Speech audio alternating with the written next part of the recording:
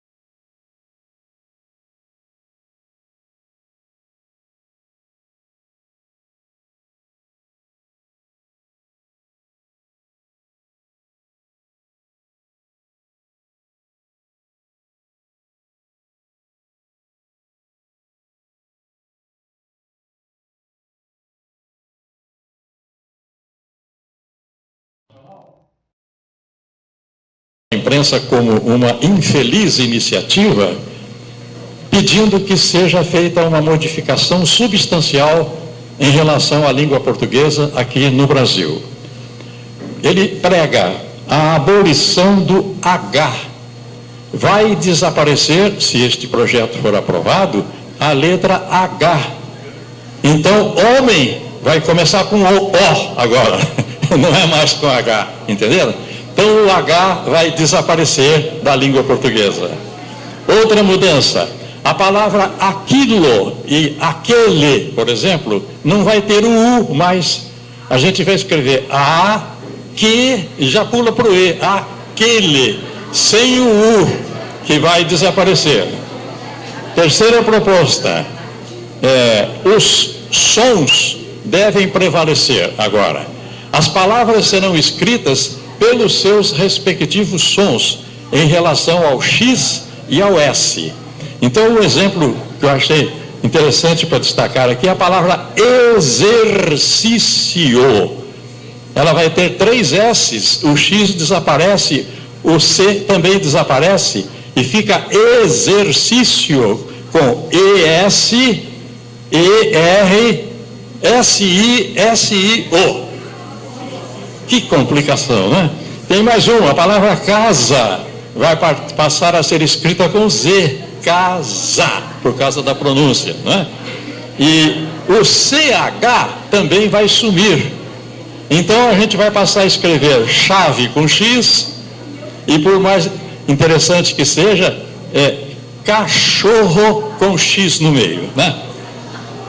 Então, essa aqui é uma curiosidade que eu achei importante trazer numa casa de ensino, de cultura, para a gente ter com o que se preocupar nos nossos comentários. E agora nós vamos dar início ao protocolo da noite. Eu vou pedir licença a todos para convidar para que tomem assento às mesas os debatedores especialmente convidados para esta noite, e que são professor mestre Walter de Oliveira Campos. Eu peço que aplaudam no final, depois que todos estiverem sentados lá. Professora mestra Milena Tárcia. Professor mestre Carlos Gobi. Professora mestra Clarissa Monassa. Professor economista Adriano Sudaia.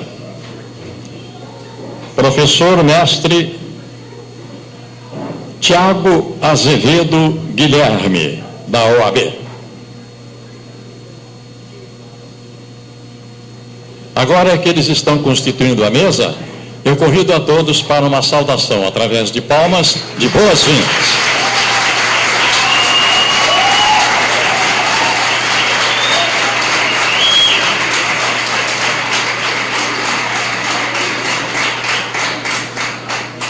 Os que conhecem o meu trabalho de cerimonialista sabem que eu costumo sempre abrir ou fechar as minhas atividades contando uma historinha relacionada com o tema que está sendo desenvolvido. E eu separei e vou trazer para vocês agora a historinha escolhida para esta noite.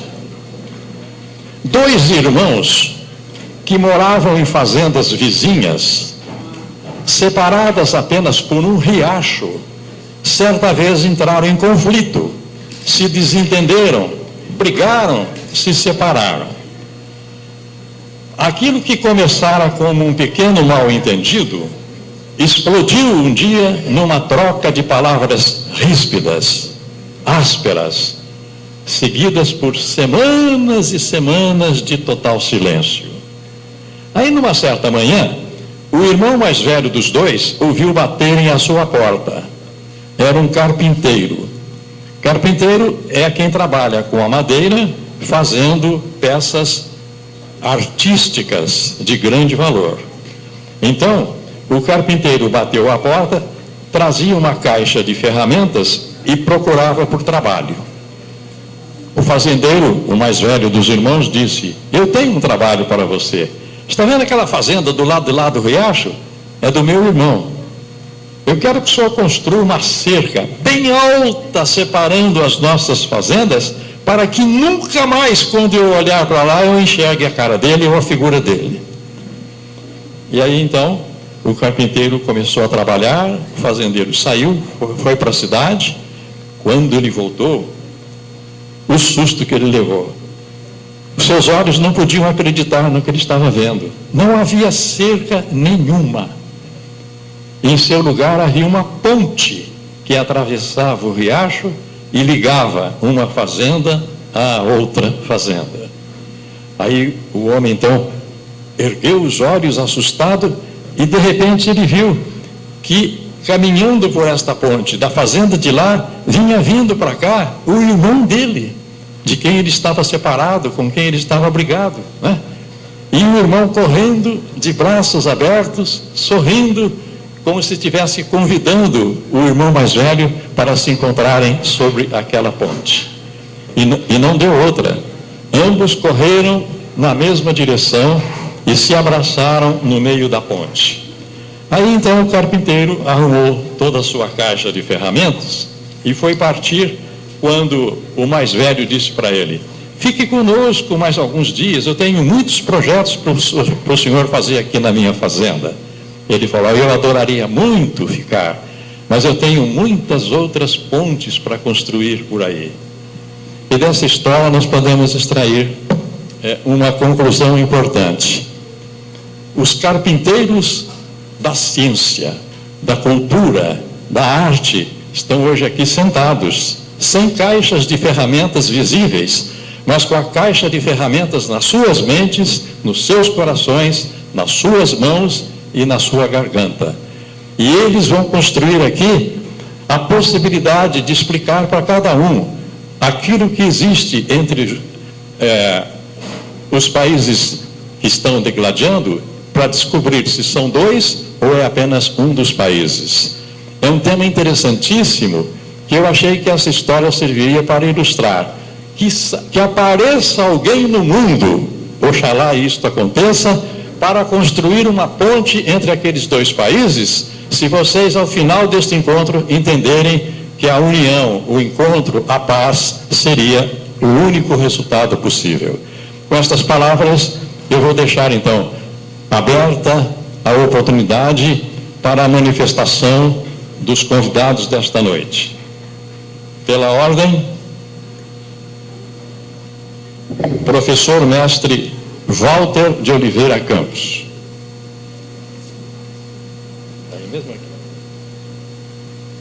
Boa noite a todos. Eu apenas gostaria de agradecer formalmente a presença de todos os professores, professor Walter, professor Carlos Gobi, professora Clarissa, professor Adriano, professor Thiago Azevedo. Também gostaria de agradecer as coordenações do curso de Direito e do curso de Administração, bem como a direção da instituição pela oportunidade. Espero que seja um debate extremamente frutífero, né, e esclarecedor a todos, e que seja o primeiro de muitos. Eu passo a palavra então ao professor Walter. Obrigada. Em primeiro lugar, boa noite a todos. O tempo de exposição para cada debatedor é muito curto, então a gente pode ficar fazendo muitas saudações, mas eu saúdo a Milena, os demais professores aqui da banca, todos os professores aqui presentes, a direção, todos os alunos, enfim, a todos os funcionários, todos os presentes. Que seja uma boa noite para todos nós, que nós possamos refletir sobre esse problema que aflige o mundo há muitos séculos, até milênios, como nós vamos ver aqui, né? E pessoas que têm da minha idade, pelo menos para baixo, já nasceram ouvindo sobre esse conflito Israel-Palestina, né? Cada professor vai analisar um aspecto. A Milena vai falar sobre a Palestina e a mim coube falar um pouquinho só sobre Israel. Eu costumo pensar em Israel como o PT e como o Corinthians. É o mais amado e também o mais odiado, né? Desperta paixões opostas. E Israel tem toda uma tradição religiosa, conforme nós vamos falar bem rapidinho aqui. É um país cuja cultura, cuja política, enfim, a maneira de viver, ela foi firmada em torno principalmente da religião, com fundamento na religião. Não dá tempo da gente falar sobre a cultura israelita, israelense, como queiram, né? Mas, como eu falei, o elemento religioso é muito forte na cultura israelense. Então, só para relembrar, ou para quem ainda não sabe, nós cristãos temos eu digo nós, porque eu também sou, a maioria aqui no Brasil é cristão, né? Evangélicos, protestantes, enfim, nós somos cristãos, e o povo hebreu, ou judeu, ou israelita, como queiram, tem um início de trajetória religiosa igual a nossa, né? Nós temos como guia de profissão e fé a Bíblia, dividida em duas grandes partes, o Antigo Testamento e o Novo Testamento. O povo de Israel, eles têm como fundamento religioso apenas o que para nós chamamos de Velho Testamento, né? Para eles chamam de Tanakh, que é esse conjunto de livros sagrados, que inclui o Torá, o Pentateuco, né? Que são os 5 primeiros livros que tratam da criação do mundo, da história, da formação do povo de Israel, as conquistas, as revelação das leis de Deus, por meio principalmente dos profetas, né? Então o Torá é o grande fundamento da religião hebraica, ou israelita. Temos o Talmud também, livro que contém discussões e comentários de rabinos sobre a lei, e não só a lei de Moisés, mas os judeus, com o decorrer do tempo, criaram inúmeras. No tempo de Jesus era em torno de, no mínimo, 6.000 leis, alguma coisa assim, né? Que os que os religiosos foram criando, né, com base na lei de Moisés. Então era um povo bem legalista na época de Jesus. E as tradições orais também são muito importantes na história de Israel, porque como não existia livro, não existia muito menos internet, nada disso, então toda a cultura, a religião era passada, transmitida oralmente, né? E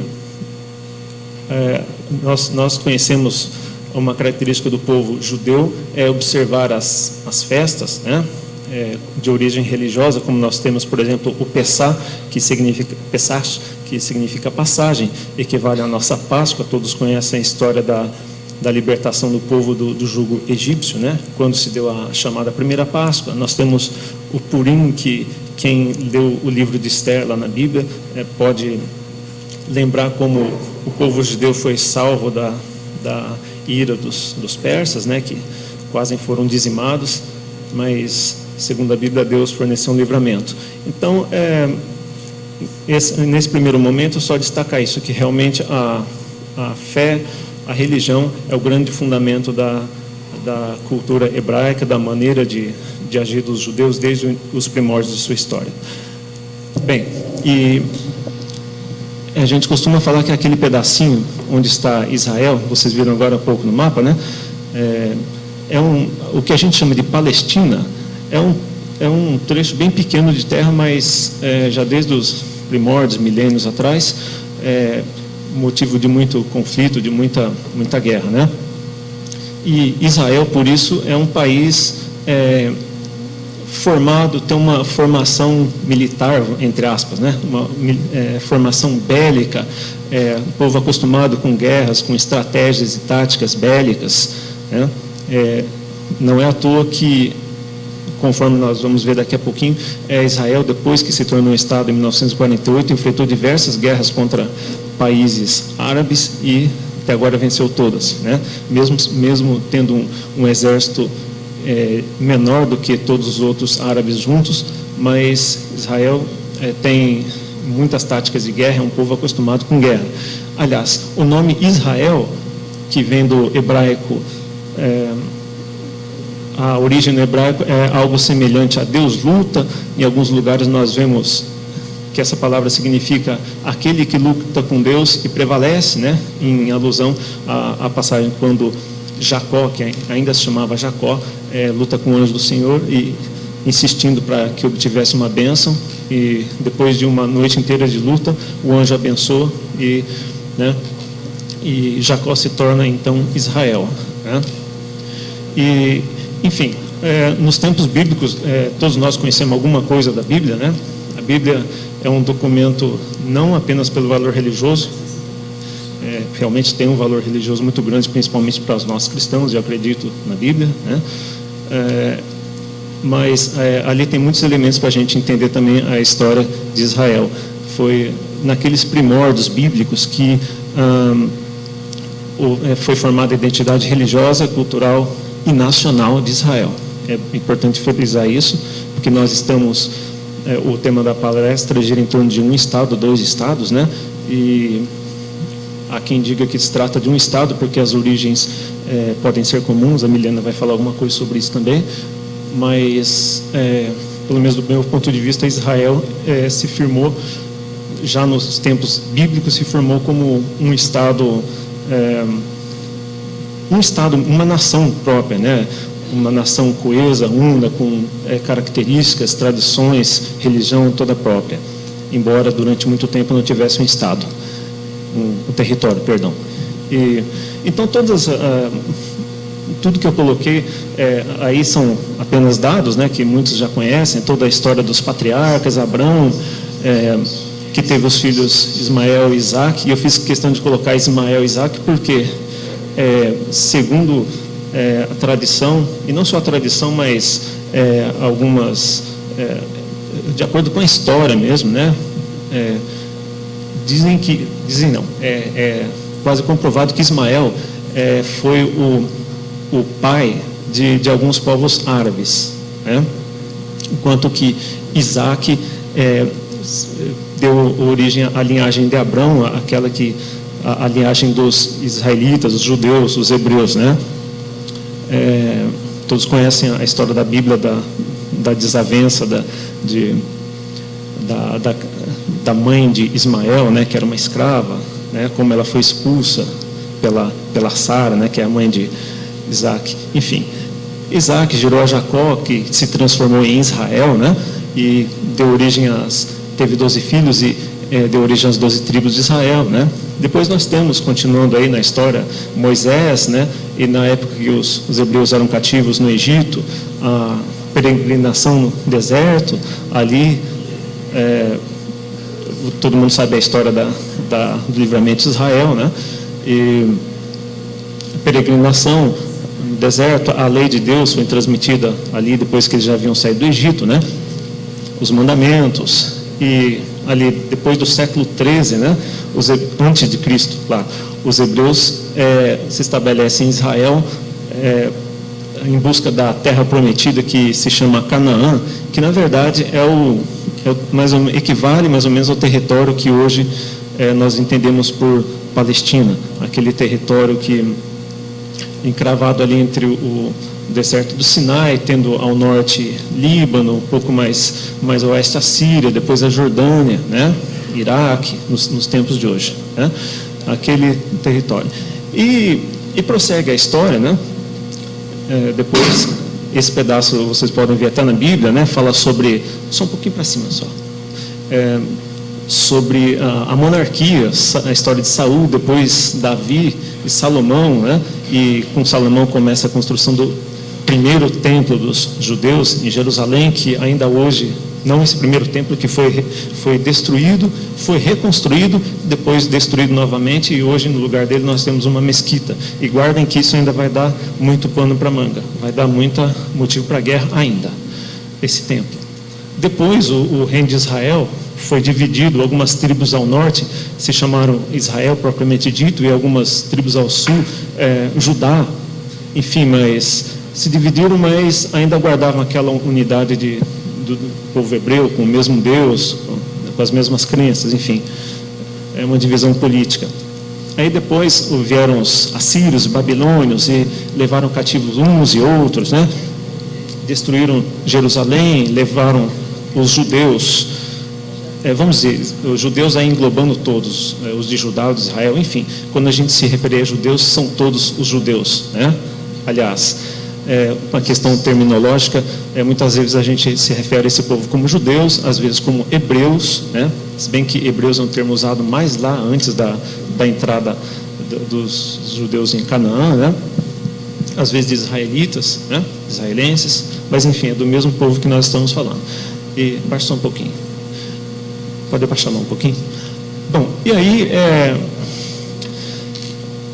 o reino de Israel, ou essa nação de Israel, desfrutou de um bom tempo durante o reinado de Davi e Salomão, desfrutou de muita força política, força militar, de conquistas, né? Todo mundo conhece um pouco da história, e depois vieram os maus tempos, né? Que segundo a Bíblia foi por causa do afastamento das leis de Deus, enfim, né?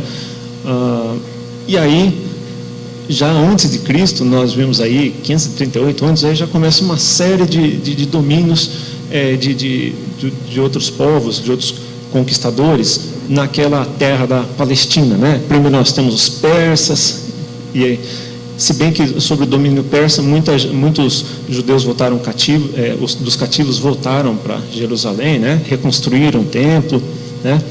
Aí depois nós temos outros conquistadores, como os helenísticos, como Alexandre o Grande. Depois vem um longo período de início romano, né? E foi nesse tempo que os romanos chamaram a terra de Israel de Falastina, que para nós depois com o tempo veio se chamar Palestina, né? E aí vai o ministério de Jesus Cristo, e aí ainda sobre o domínio romano, os judeus sendo perseguidos, e essa perseguição, né? O antissemitismo já começou nessa época, né?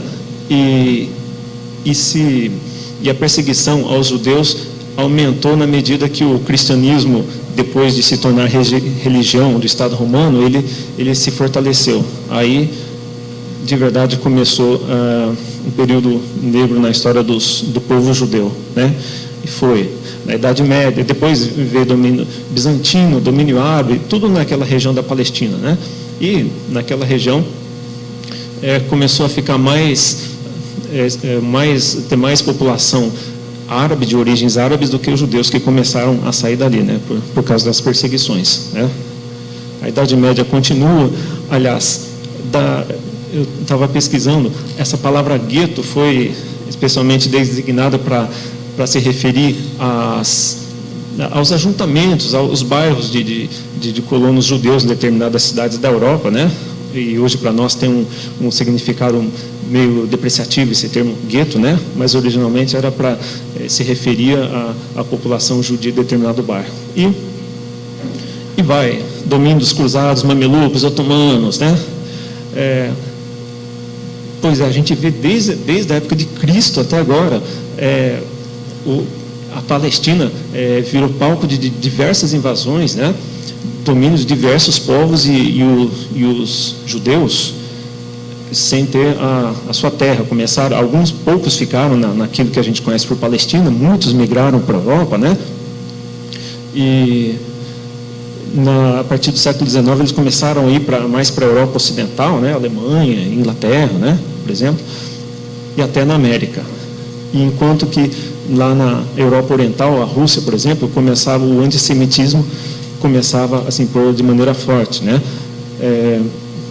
Não sei se vocês já ouviram falar dos pogroms, que são aquelas revoltas contra os judeus, né? Isso se originou na Rússia, lá no século XIX, né? Então, os judeus começaram a sofrer muita perseguição, com mortes em massa, tudo isso, né? E aqui entra, depois de tanto tempo, tantos séculos, os judeus indo de um lado para outros, sem conseguir se estabelecer, né? Como um Estado, com um território, mas, e aqui eu faço um parênteses, para os alunos de direito aí que não sei se já aprenderam em teoria geral do Estado ou ciência política, a diferença entre povo, nação, população, essas coisas, né? Já. Então, aqui vai um exemplo bem concreto de um povo. Hoje, por exemplo, nós temos os curdos aí, que são uma nação muito coesa, com valores, identidade, religião própria, mas sem um Estado. Estão sendo jogados de um lado para o outro e perseguidos. E o povo judeu era, nessa época, espalhado pela Europa, pelo mundo, até no Brasil, mas mantendo a característica de nação, com costumes próprios, respeitando uma religião, enfim, tendo todos os traços que distinguem uma determinada nação, que dão feição a uma nação. E aí, a partir do final do século XIX, começa o que a gente conhece por sionismo, que é um movimento que visava reconhecer Israel como Estado e fomentar o retorno dos judeus àquilo que se conhece por terra santa, terra sagrada, terra prometida, que seria a Palestina, né? E aliás, sionismo vem de Sião, ou Sião para nós, que é a colina onde o templo de Israel foi construído, né? E aí os palestinos, os judeus começaram a voltar para a Palestina, né? E em 1896 foi publicada essa obra, o Estado Judeu, que deu impulso ao sionismo político, né? E ao mesmo tempo que na Europa estava começando o antissemitismo, aliás, para quem estuda um pouquinho de história brasileira, o antissemitismo chegou de uma maneira um pouquinho mais disfarçada até aqui no Brasil. Durante o Estado Novo de Vargas, há relatos de proibição de entrada de judeus, dificuldade de conceder visto a judeus, né? Até quase no começo da década de 50 havia um antisionismo aqui no Brasil, né? Bom, teve o primeiro Congresso Sionista Mundial, pode baixar. E aí foi muito importante o apoio da Inglaterra, né? Que começava a se firmar com seu Império Britânico, né? E a Inglaterra comprou essa ideia de um território destinado a Israel, de uma Palestina, né? Por interesses econômicos, interesses militares, não dá para a gente discutir muito agora, mas a Inglaterra na divisão do espólio do Império Otomano, ficou com uma boa parte daquela região, a França ficou com a outra, então a Inglaterra se colocou ao lado de Israel para formar um Estado israelita, né? Pode baixar, então, tá bom. Aí já no começo do século XX, né, quando as teorias raciais, de supremacia racial, como, por exemplo, que vingou na Alemanha, né, quem estudar a história do direito vai ver que até no campo do direito essas teorias de supremacia racial de um povo sobre o outro, né, vingou em prejuízo principalmente dos negros, né, mas, enfim, depois, nessa época, os israelitas, o povo judeu, embora não tivesse um Estado, eles estavam se organizando, inclusive financeiramente, porque, como a gente sabe que judeu, né, é bom comerciante, judeu sabe ganhar dinheiro, é isso que a gente pensa do judeu, mas realmente eles foram muito fortes na atividade econômica, alguns conseguiram enriquecer e alguns banqueiros judeus, principalmente, grandes comerciantes, eles conseguiram financiar um retorno de judeus para a Palestina e o estabelecimento de uma comunidade judaica, né? Aí, depois da Segunda Guerra, a Inglaterra já não podia mais tomar conta daquele pedaço de chão, né, da Palestina, e entregou para as Nações Unidas. Aí, nós temos, em 1948, a proclamação do Estado de Israel, e um ano antes, em 47, a ONU já tinha um plano de partilha da Palestina, dividindo um Estado árabe e um judeu, né? O Estado árabe o Estado judeu, perdão, ficou com uma parcela um pouquinho maior nessa partilha, mas, na verdade, essa partilha nunca chegou a ser respeitada, né? Porque Israel se proclamou Estado num dia, em 1948, no outro já teve invasão por Egito, Líbia, Síria, Iraque e Transjordânia, né? Já 5 contra 1, né? Mas Israel ganhou. A gente falou que Israel tem um poderio militar estratégico muito forte, né? E, aliás, os israelitas acho que podem se orgulhar disso, porque nas narrativas bíblicas eles sempre saíram vencedores de batalhas que eram muito menos numerosos e, né, conseguiram grandes conquistas. E parece que continuou no século XX, né? Nós temos aí outras... Olha, em 1949, Israel daquele território original, Israel já tinha 75%, 3/4, né? E aí Israel começou também a oprimir os árabes, né, que estavam lá. Mas aí o Egito, nações árabes como o Egito, por exemplo, né, na campanha do Sinai, a Guerra dos 6 Dias, Egito, Síria, Iraque, Jordânia, né, e Israel ganhou todas, né, todas. Guerra do Yom Kippur, né, Yom Kippur para os judeus é o dia do perdão, um feriado nacional, né. Egito e Síria, novamente Israel ganha, né. Enfim, e aí, com o passar do tempo, Israel foi devolvendo alguns desses territórios, né? As colinas de Golã, por exemplo, né? Ainda a situação não está muito bem resolvida lá, né? Hoje, daquele território, daquele originário previsto pela partilha da ONU em 1947, Israel tomou quase tudo, né? Dono de quase tudo, só tem uma pequena área na faixa de Gaza, né?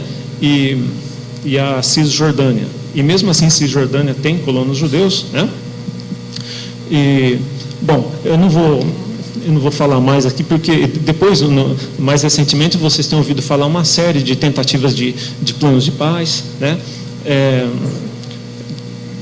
E ao mesmo tempo, série de intifadas, revoltas dos colonos árabes, né? Nos territórios administrados por Israel, enfim. Esse estado de coisas perdura até agora. A gente sabe que, às vezes, até existe uma boa vontade dos dirigentes israelenses de levar os planos de paz adiante, né?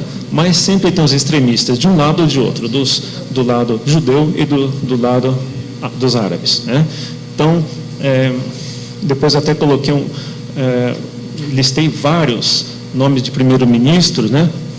E, aliás, quem estudou também teoria geral do Estado e ciência política, né, sabe que no sistema parlamentarista como o de Israel, né, quem detém o poder, de fato, não é o presidente, mas é o primeiro-ministro, né?